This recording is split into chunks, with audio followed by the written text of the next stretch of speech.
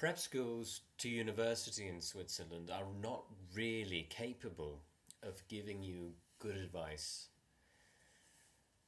for going to university in Switzerland. How ironic, what a paradox.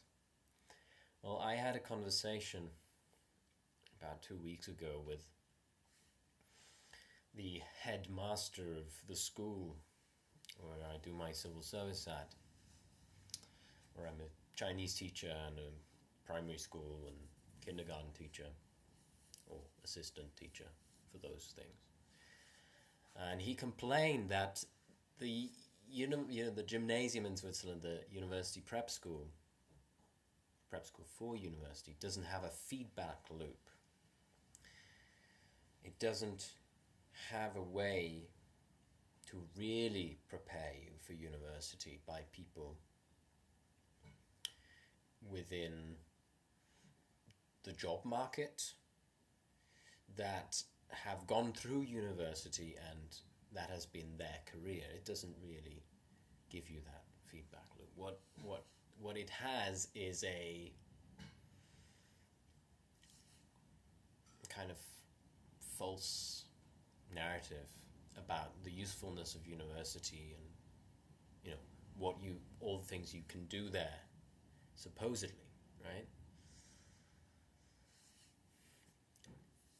In gymnasiums in Switzerland, in the last year, you can do a project called the Matura paper, where you can choose any subject you want, basically, and you find a mentor, one of the teachers or some,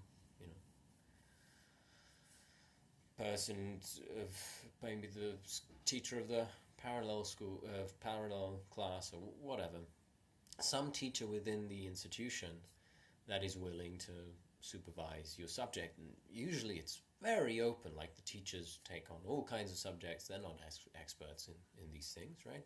You can do subjects, all kinds.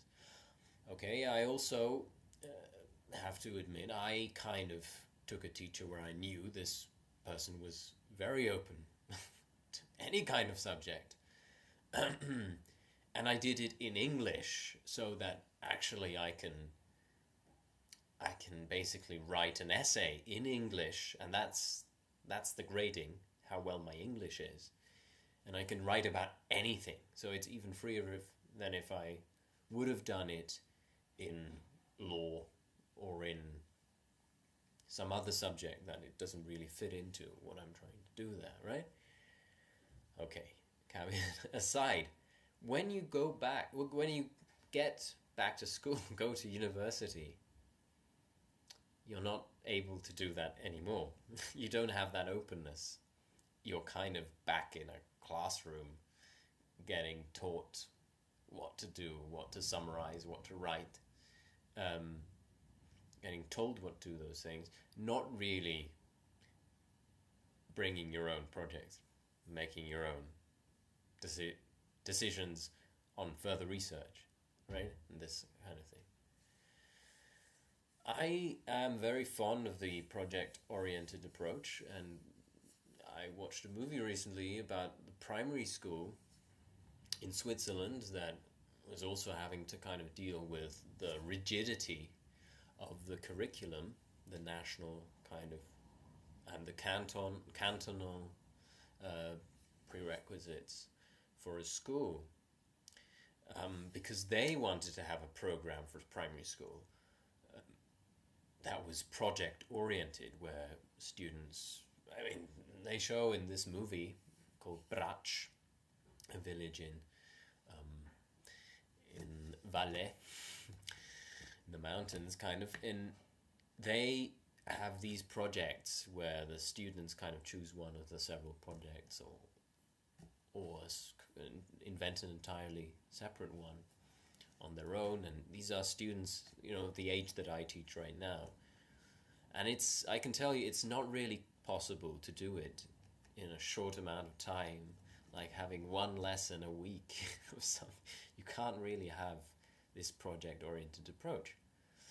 Well, my Chinese course was supposed to be this kind of Chinese course. This is how I planned it, because I had planned it taking into account that I would have 2 blocks of 1.5 hours each once a week, Mondays and Fridays.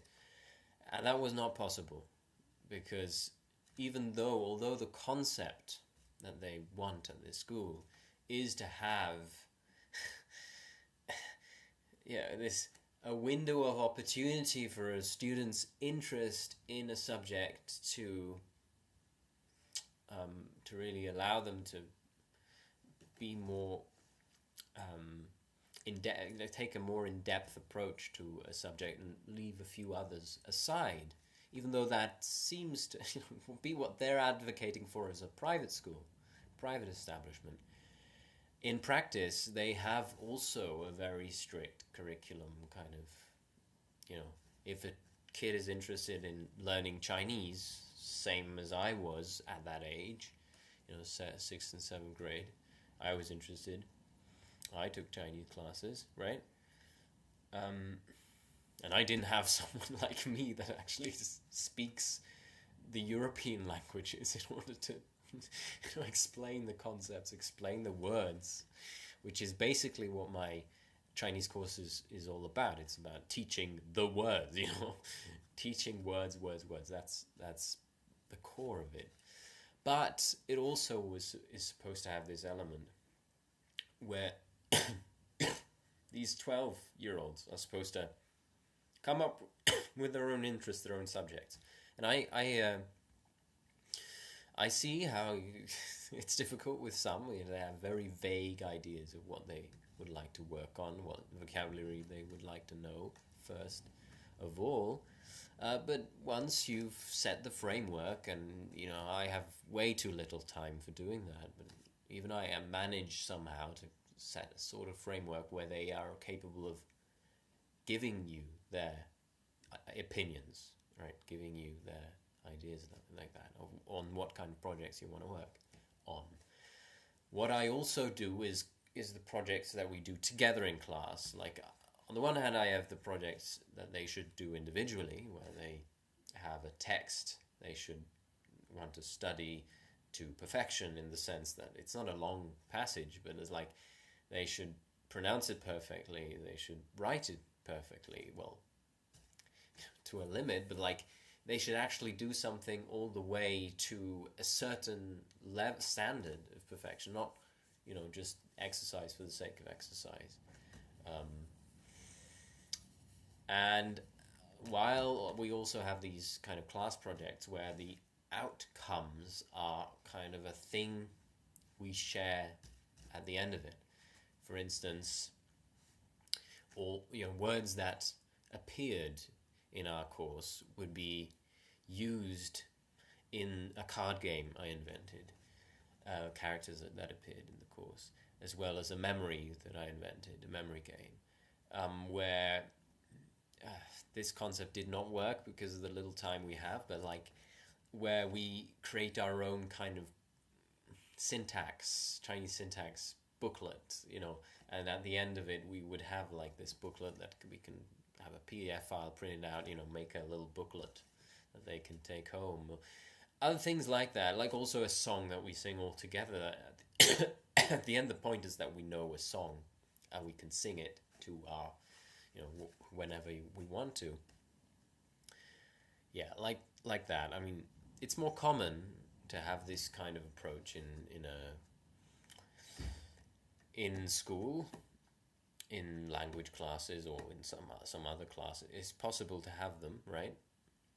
But at university, it's astounding the extent to which you are supposed to submit to a course that the professor just dictates to you without any direction or point to the exercise. Now, I've developed an alternative to this system, to this method that they use at university, and I put it into like these several points, because I mean, frankly, I think it was like some afternoon after having after having told myself, like, I can come up with something better, frankly. So, you know, start with the ambition already to research something original, right? Um, Original not in the sense of look for the details no one has paid attention to ever, you know, and ignore the elephant in the room, which might be, you know, in sinology, might be the communist period, might be, you know, whatever. Um, but to start with these creative further research statements, and then create a bibliography, not for the sake of referencing, not for the sake of simply saying, like, oh, I know of these works, of these people. I could just look them up and take them as an authority, you know, as an authority figure for what bullshit I'm spewing, but actually use research statements in order to create the bibliography in the hope that they might be good enough, these books, but actually just as a kind of preliminary bibliography that you will modify and change and figure out what books are actually important, which ones aren't, and which ones are waste. I mean, it's heartbreaking, but you have to go through that, right? And then let students follow up these statements in a second step by actually reading those books, right? And discuss the changes to what books you want to read with the tutor, right?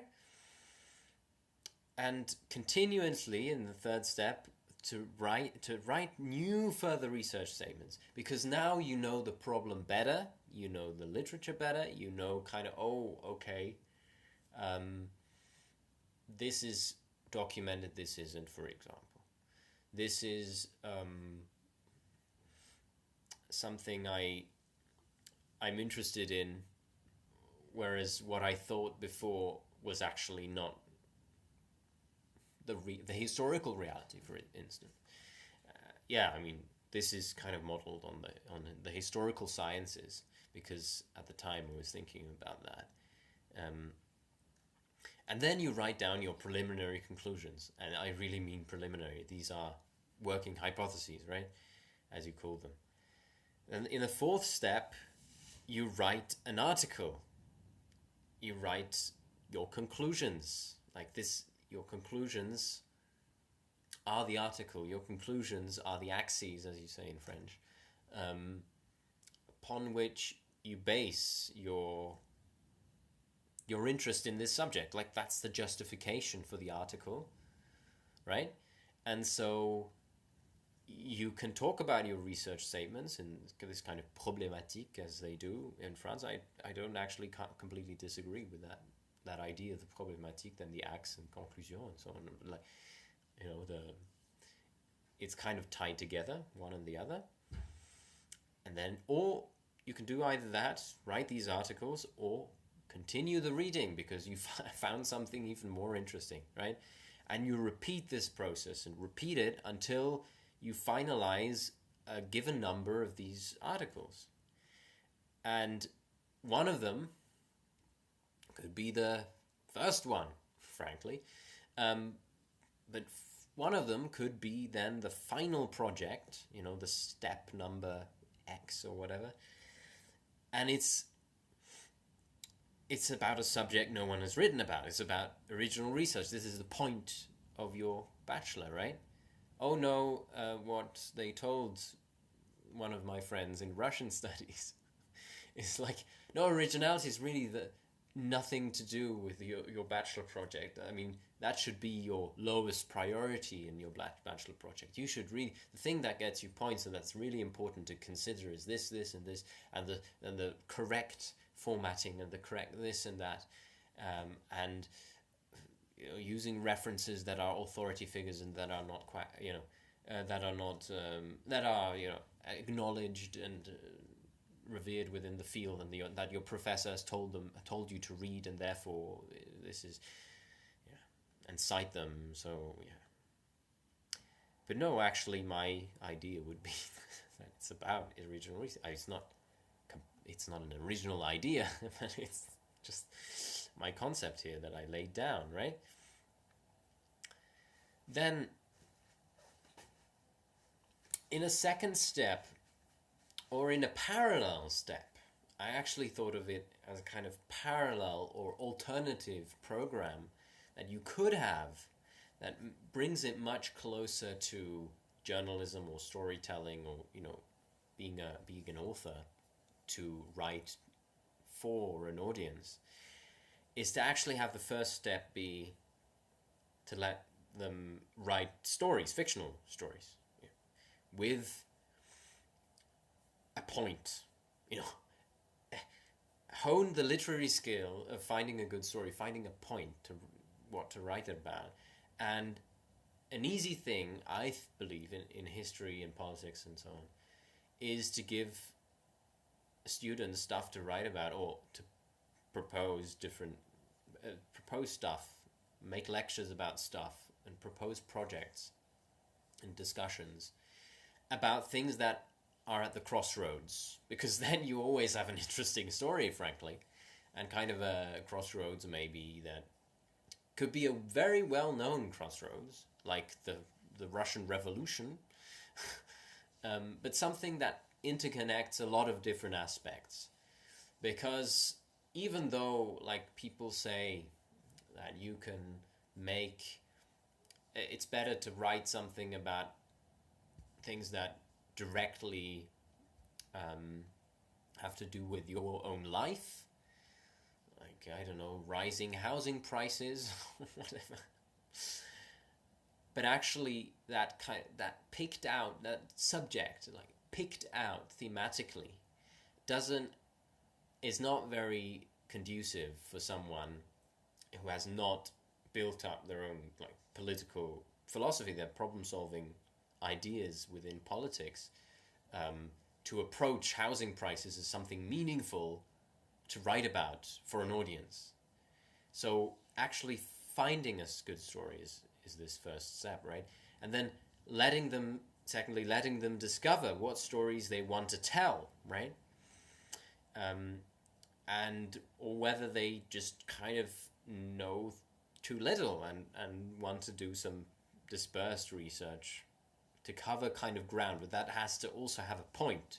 Objectively, that has to have a point. It's not just, I'm fascinated with naval wars. No, it's like you tread on all these subject matters, and that's kind of the only good thing if you go to university, is that you're forced to take a course in Switzerland. You're forced to take a course on ancient history if you are in history in Geneva, ancient history, medieval history, modern history. And like a lot of students, they just don't like it at all. But there's that point to it, right? But then the canon is completely neglected, in the sense that at the beginning of the semester or the year, they might tell you, or the bachelor, they might tell you, look, this work was really important for important reasons. And this connects with my third step, like, choose the stories that matter. And if people in the past think this mattered, why should you just completely ignore it as something like, oh, okay, now we have this new modern, postmodern perspective, this new feminist perspective, or whatever, and it doesn't interest us anymore. What interested Aristotle, or what interested people who analyzed the French Revolution, or whatever. So yeah, consider these things that others before us have considered important, and research that story. And then in a fourth and final step, write the articles with a central story, where the surrounding storytelling consists of the entangled factual rather than fictional context. And you can contrast what kind of fictional stories you wrote before precisely about these points, about these crossroads. And that could be a reason to integrate elements within your article, within your factual articles, non-fiction articles, about your surprise to discover what actually this is, what historical reality actually is like, what human nature is like, what politics are like, if you study history. And what instead has happened is that students, in order to get credits and accreditation through the exams, demand to have lower and lower standards, demand to have clearer and clearer instructions, so that the possibility of failing gets smaller and smaller, and it becomes quite an easy, not an easy, but like a dependent on just how much work you're willing to put in, and you have a defined amount of what that exactly is, and what type of work, and you can't really move outside of those strictures. You're not able to propose, well, I'm going to do double amount of work, but I'm just going to work on stuff that I want. I'm going to read books that are very interesting to me, with all these justifications of like, this is what other people before me have found interesting or important to research, and these are my research statements, or that's what I did. That's what I did for a year in Chinese studies, and that's what was impossible to get organized or achieve in any other discipline. Some teachers have told me, well, that reminds me of the days when I was your age, but actually, just do something within a seminar, like for one presentation, and just do all the work that's required for the seminar, and just within that little presentation you have to do in the middle of the semester. Well, then there's your freedom. There's your freedom. Ridiculous. And others who have simply said, well, no, but talk to me if you want to do something like the bachelor project about this subject.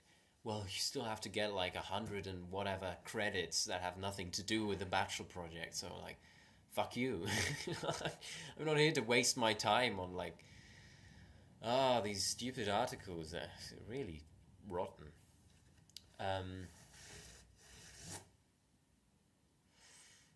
And instead of what's happened is that students get their credits in only the way that they have demanded to get them. And teachers more and more are rigid. I mean, they were rigid enough before, in the sense that they didn't want their authority being put into question, and they still don't. And they, in a sense, they want it even less, because you have even less freedom to do that. You have even less time and resources to what's the word? Accommodate to that? To accredit to that again? No. Or whatever. Like, that's the system we right now have currently, and it really should change radically and drastically in the humanities. And yeah, that brings me quite close sometimes to the arguments of some right-wingers that want to drastically reduce the humanities, give less money to it, make it much more job market oriented, and so on. But I'm not advocating for the abolition of public education. I'm really advocating for public education done right. I right now, what comes to mind is an article that Max Stirner wrote that was influential about the philosophy of education, criticizing the kind of positivistic scientific approach of his day, where they said, the teacher has the knowledge, you push the knowledge into the student, and this will be useful for the student. And of course, if you've been pushed through your ears that these equations that you require to know in engineering, you will make an okay engineer. I mean, and then society has progressed due to that, right? But what he advocates for instead is making it, I mean, with his individualism, right? But making the product not is the product is not that you become kind of a copy of a copy of a manual or whatever, but the product is your life. This education has to be important to your life. It has to be intertwined with the problems that you see and that you can do something with. You know, that you can imagine to do something with, to have to do something with, and also to have to work to improve or to solve problems that you already recognize. Well, or that you that you have a radar for because of the type of life you're aspiring to, or you're building up. And frankly, who wants to be like one of these professors? Really?